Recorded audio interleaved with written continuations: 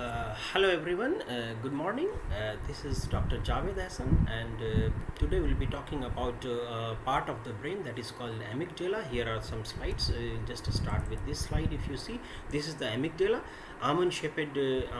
This is found on both sides of the brain. It's a part of limbic system, and the function is like if you talk about this function in one word, it's called fear and fear memory. These are the centers, this amygdala, which control this fear and fear memory. And here, if you see this horseshoe shaped, so this is the hippocampus. So this hippocampus and amygdala are very important parts of the brain, which have very important functions.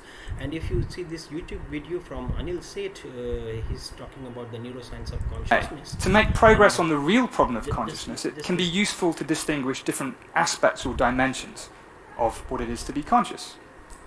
The space of possible minds, if you like.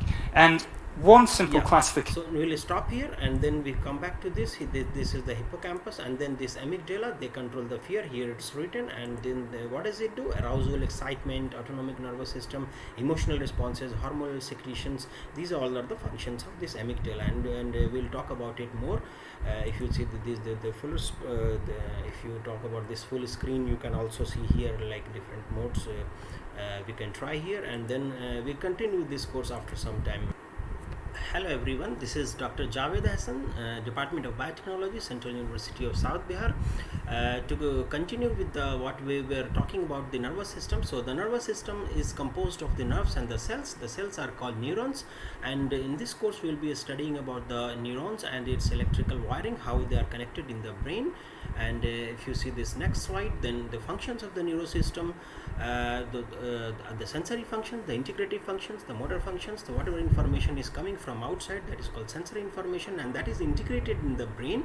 And then motor functions, it's the outward function what the body has to do or to decide. And then if you see this nervous system, this diagram, this is the diagrammatic the representation of the nervous system. These blue things are the peripheral nervous system, and this brain and spinal cord in the red and pink, you can see these are the central nervous system.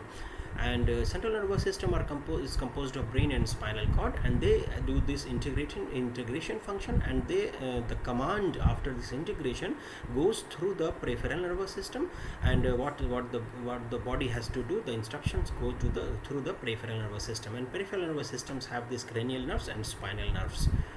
So that's all for now. We will continue in this course later on. Thank you. Thanks a lot. Have a nice day.